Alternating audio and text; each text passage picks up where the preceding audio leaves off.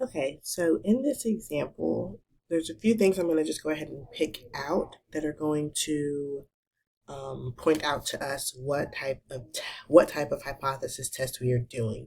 Because before we'll dive into the fact that we're using the p-value method, we need to be able to know what type of test this is, so we know what formula to use or what procedure to use to find the test statistic. So I'm going to read through this problem. So we have in auto racing, a pit stop is where racing vehicle stops for new tires, fuels, repairs, and other mechanical adjustments. The efficiency of a pit crew that makes the adjustments can affect the outcome of a race. A pit crew claims, so this is where I'm going to start paying particular attention because they're making a claim, that its mean pit stop time for new tires and fuel is less than 13 seconds. That's important because that is their claim. Their claim is that the stop time is less than 13 seconds. So that is a claim about the mean, and they're saying that it is less than 13 seconds. So we'll use those when we go to write our hypotheses. But we only know so far is that it's a test about a mean. We need to go forward and see, do we know the population standard deviation or not? A random sample of 32 pit stop times. That's important because that tells us the size of the sample. It's a random sample of 32. That tells us that n is 32. Has a sample mean, that's also another important piece of information, of 12.9 seconds. So they've given us the sample mean of 12.9. That gives us x bar is 12.9.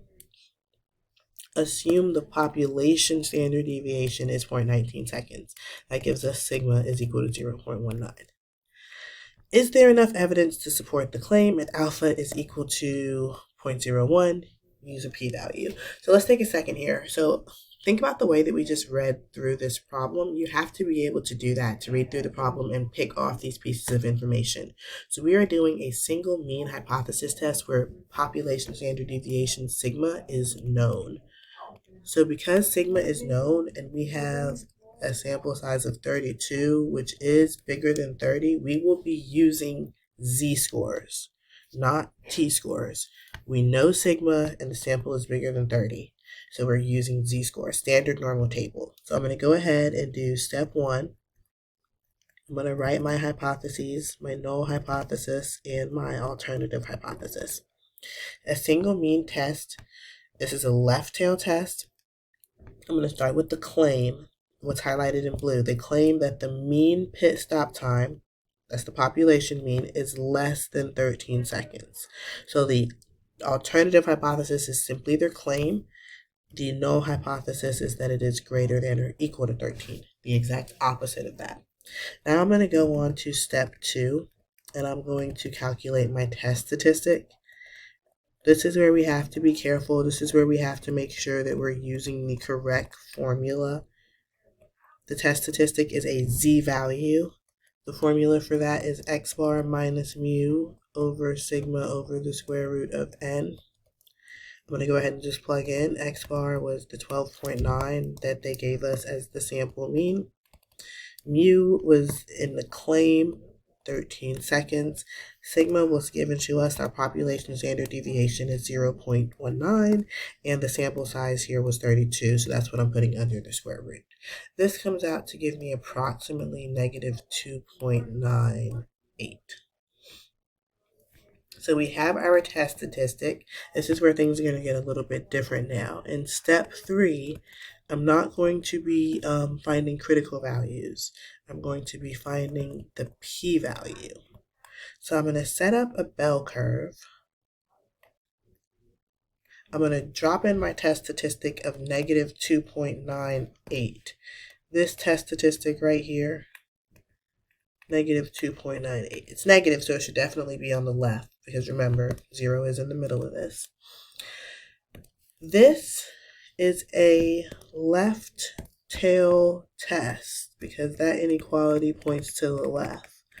This is a left tail test, so my p-value is the area to the left of this test statistic.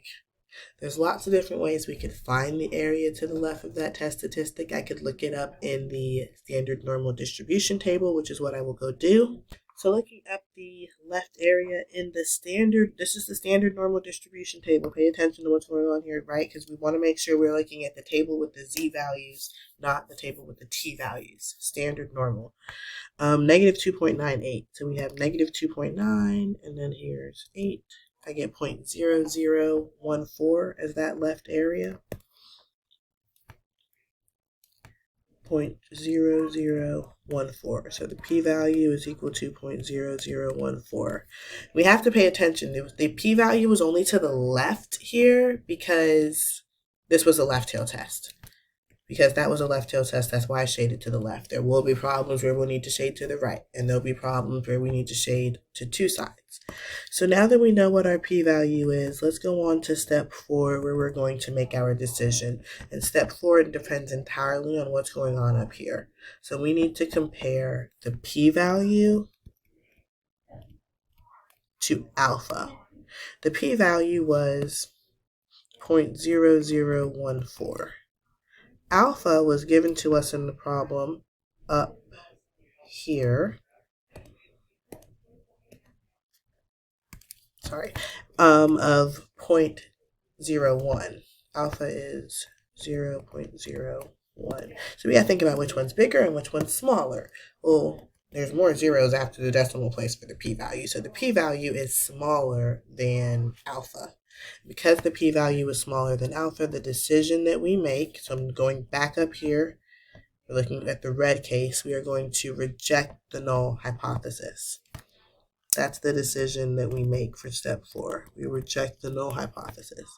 And now we will go on to step 5, where we will write our conclusion in terms of this claim.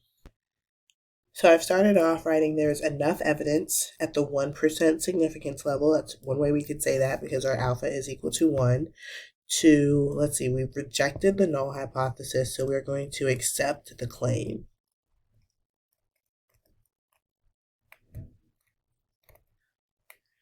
That the mean pit stop time is less than 13 seconds.